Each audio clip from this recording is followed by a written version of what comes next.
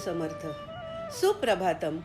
हिंदू जागृती न्यास आणि श्री घंटाळी मंदिर संस्थांच्या प्रभाती मनी या कार्यक्रमात वंदना विद्वंसचा सस्नेह नमस्कार. श्री ब्रह्मचैतन्य महाराज गोंदवलेकर प्रवचने 8 सप्टेंबर. थोडेच वाचावे पण त्याचे मनन व आचरण करावे. माया म्हणजे काय तर जे परमात्म्याशिवाय असते ती माया, जे दिसते आणि नाचते ती सर्व माया.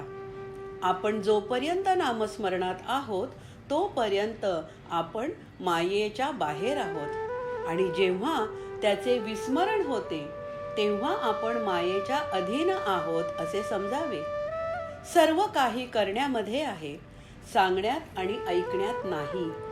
निर्गुणाचे कितीही वर्णन केले तरी निर्गुण रूप समजायचे नाही, म्हणून सगुण रूपच आपण पाहावे आणि त्याचेच पूजन करावे. मी निर्गुणाची उपासना करतो असे जो म्हणतो त्याला खरे म्हटले म्हणजे निर्गुण हे काय समजलेच नाही, कारण तिथे सांगायलाच कुणी उरत नाही. एकाने मला सांगितले, मी सर्व वेदांत ग्रंथ वाचले आहेत. त्यावर मी त्याला म्हटले की तर तुम्हाला समाधान मिळालेच आहे. त्यावर तो म्हणाला, तेवढेच काय ते मिळाले नाही.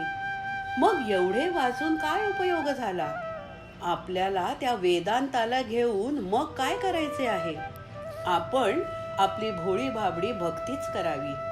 देवाला अनन्य शरण जाऊन त्याचे नामस्मरण करीत जावे, म्हणजे सर्व काही मिळते. जो जेवायला बसतो तो माझे पोट भरावे असे कधी शब्दांनी म्हणतो का? पण जेवण झाले की आपोआपच पोट भरते. आपण ग्रंथामध्ये जे वाचतो ते जर आचरणामध्ये आणले नाही तर त्या वाचनाचा उपयोग काय? म्हणून आपण फारसे वाचनाच्या वगैरे नादी लागू नये, कारण त्याने खरे साधन बाजूलाच राहते आणि त्या वाचनाचाच अभिमान वाटू लागतो. म्हणून थोडेच वाचावे आणि त्याचे मनन करावे.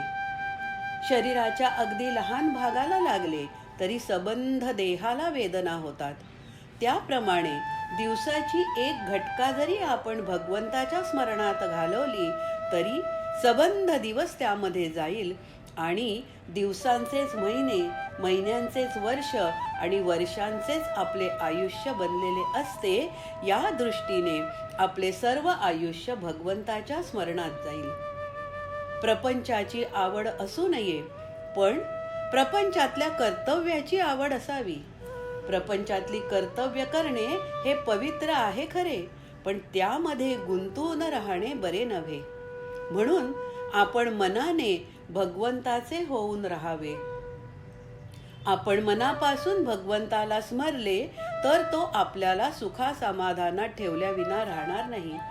प्रपंचात सुखी होणे म्हणजे भगवंताचे होणेच होय. देवाला मानावे आणि त्याला आवडेल तेच करावे, हेच परमार्थाचे सार आहे. आजचे बोधवचन. देह केव्हा जाईल याचा नियम नाही, म्हणून वृद्धापकाळी नामस्मरण करू असे म्हणू नये.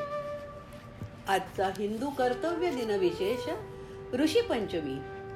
भाद्रपद शुक्ल पंचमीला सप्त ऋषींविषयी श्रद्धाभाव व्यक्त करण्यासाठी हे व्रत केले जाते.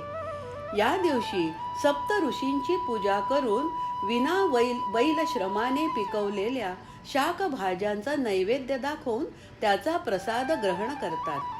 काही गृह अशौचाने दोष निर्माण झाला असेल तर तो जाऊन उत्तम गती मिळण्यासाठी हे व्रत केले जाते. या दिवशी घंटाळी मंदिरात रात्र 8 ते 9 कोणाही ऋषी चरित्रावर 5 मिनिटे बोलण्याची स्पर्धा घेतली जाते. मंडळी, श्री रामरायाचे आणि श्री घंटाळी देवीचे शुभाशीर्वाद तुमच्या सर्व कुटुंबावर अक्षय्य राहोत ही प्रार्थना. जानकी जीवन स्मरण. जय जय राम.